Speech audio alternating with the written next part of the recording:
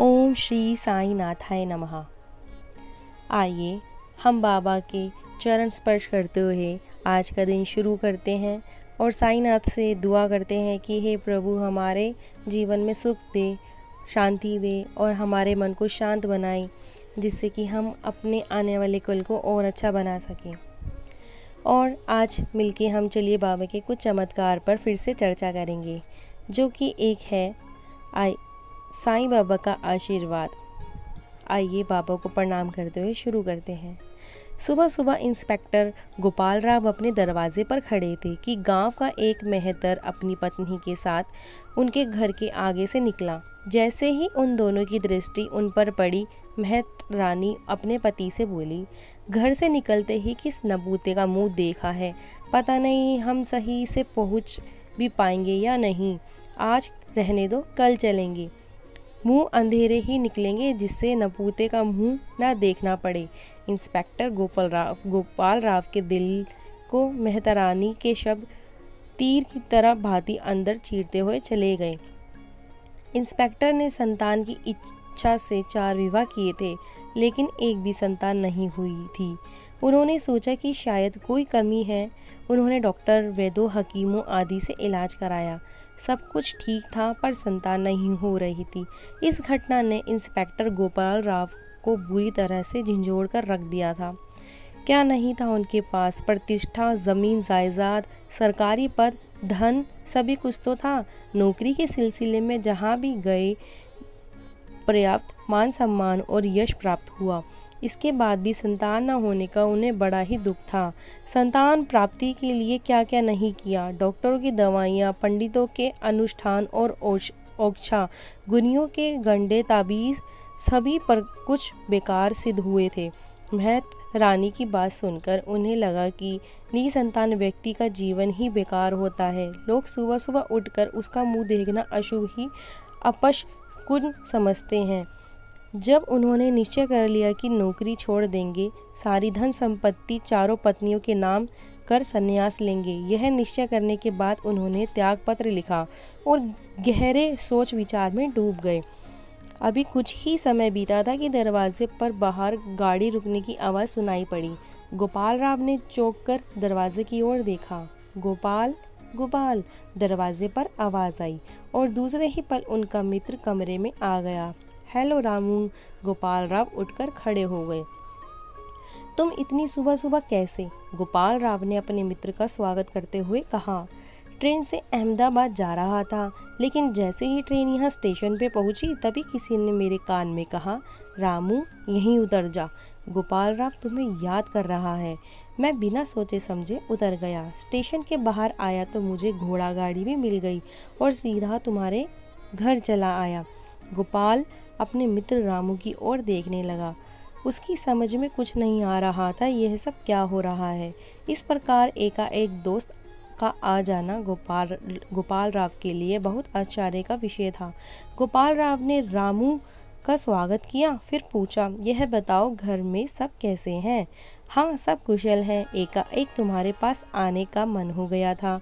ठीक किया, यदि आज ना आते तो शायद फिर कभी ना मिलना होता, गोपाल राव ने निराश भरे स्वर में कहा। क्यों रामू? आश्चर्य से पूछा। क्या बताऊं? गोपाल ने भरे हुए स्वर में कहा और फिर सुबह की घटना सुना दी। मेरी समझ में कुछ आ गया। अब जल्दी से तैयार हो जाओ, हम दोनों शिरडी चलेंगे। 2-4 दिन यहीं रुको, फिर शिरडी चलेंगे, गोपाल ने कहा। नहीं, आज ही शिरडी चलेंगे, रामू ने जोर देते हुए कहा। रामू के बार बार जोर देने पर गोपाल राव चुप रह गया। उसने कहा, तब ठीक है, मैं भी तैयार हो जाता हूँ। फिर वे दोनों शिरडी के लिए रवाना हो गए। इंस्पेक्टर गोपाल और रामू जब शिरडी पहुँचे तो दिन ढल रहा था। द्वारका माई मस्जिद में रोशनी की तैयारियाँ हो रही थी। साईं बाबा मस्जिद में चबूतरे पर बैठे थे। अनेक शिष्य उनके पास बैठे थे। तभी गोपाल और रामू ने एक साथ मस्जिद में कदम रखा। आओ गोपाल, आओ रामू, बहुत देर कर दी तुमने यहाँ पर आने में। तुम तो सुबह 10 बजे चल गए थे ना शायद। साईं बाबा ने मुस्कुराहट के साथ दोनों का स्वागत किया। गोपाल और रामू ने ठिठक कर एक दूसरे की ओर देखा। फिर उन्होंने आगे बढ़कर साईं बाबा के चरणों पर अपना सिर रख दिया। आज तुम दोनों ने एक साथ पांव छुए हैं, मस्जिद में भी एक साथ कदम रखा है। मैं चाहता हूँ तुम दोनों की मन की मुरादें भी एक साथ ही पूरी हों। साईं बाबा ने दोनों को अपने पैरों पर से उठते हुए कहा। फिर बाबा ने अपने पास खड़े हाजी सिद्दीकी से कहा, सिद्दीकी आप तो हज कर आए हैं, बुजुर्ग व्यक्ति हैं तो तजुर्बेदार भी। अब तक लाखों व्यक्ति आपकी नज़र के सामने से गुजरे होंगे। इंसान की आपको ज़बरदस्त पहचान है। क्या आप यह बता सकते हैं कि इन दोनों में कौन हिंदू है और कौन मुसलमान? हाजी सिद्दीकी गोपाल राव और रामू के चेहरे को बड़े ध्यान से देखने लगे और कुछ देर बाद बोले, साईं बाबा आज तो मेरी बूढ़ी और तजुर्बेदार आंखें मुँह धो रही हैं। मैं नहीं बता सकता कि इन दोनों में से हिंदू कौन है और मुस्लिम कौन है। मुझे दोनों ही हिंदू भी दिखाई दे रहे हैं और दोनों मुस्लिम भी। तुम ठीक कहते हो हाजी, ये दोनों हिंदू भी हैं और मुसलमान भी। मैं भी यही चाहता हूँ कि इनका रूप ऐसे ही बना रहे, ये दोनों हिंदू भी रहें और मुसलमान भी। साईं बाबा ने हंसते हुए कहा, साईं बाबा जिस दिन हम दोनों के मन की मुरादें पूरी हो जाएंगी उस दिन हम ऐसा काम करेंगे जो समाज के लिए एक मिसाल बनेगी। रामू ने साईं बाबा के पैर छूकर कहा, हाँ बाबा, हम दोनों मित्र मिलकर जिस तरह से एक बन गए हैं और उसी तरह हिंदू और मुसलमान भी धर्म के भेद मिटा दे, गोपाल ने कहा। रामू का वास्तविक नाम अहमद अली था, पर उसने जानबूझकर अपने को रामू कहलवाना शुरू कर दिया था। उसकी वेशभूषा देखने में सदा मुसलमान के समान रहती थी। पूछने पर वह अपना नाम रामू ही बतलाता था। मेरी शुभकामनाएं और आशीर्वाद तुम दोनों के साथ है। तुम्हारी मनोकामना शीघ्र ही पूरी होगी। साईं बाबा ने उन दोनों को मन में आशीर्वाद दिया। ठीक 9 महीने बाद एक दिन गोपाल और रामू के घरों पर एक साथ थालियां बज उठी। साईं बाबा के आशीर्वाद से दोनों की मनोकामनाएं पूरी हो गई थी। दोनों के घर में एक ही दिन एक ही समय बच्चा पैदा हुए थे और दोनों ही लड़के थे। यह भी संयोग की था कि जिस समय गोपाल ने मस्जिद की सीढ़ियों पर कदम रख दिया था, ठीक उसी समय रामू भी मस्जिद की सीढ़ियों पर सामने आ रहा था। ठहरो गोपाल, रामू ने आवाज़ दी। गोपाल रुक गया, दौड़कर रामू के गले लिपट गया और रामू, आज मैं बहुत खुश हूँ। साईं बाबा की कृपा से आज मेरे माथे का कलंक मिट गया। आज तक लोग मेरा मुंह देखना अशुभ समझते थे और गोपाल, आज सवेरे तुम्हारा एक छोटा सा भतीजा आ गया। रामू ने गोपाल को अपनी बाहों में कसकर कहा। ऐसा लग रहा था मानो उनको दुनिया की सारी खुशियाँ मिल गई हों। दोनों साईं बाबा के आशीर्वाद से पिता बन गए थे। साईं बाबा ने हम दोनों की मुरादें एक साथ पूरी कर दी। अब हम दोनों एक साथ चलकर बाबा को खुशखबरी सुनाएंगे, गोपाल ने हंसते हुए कहा।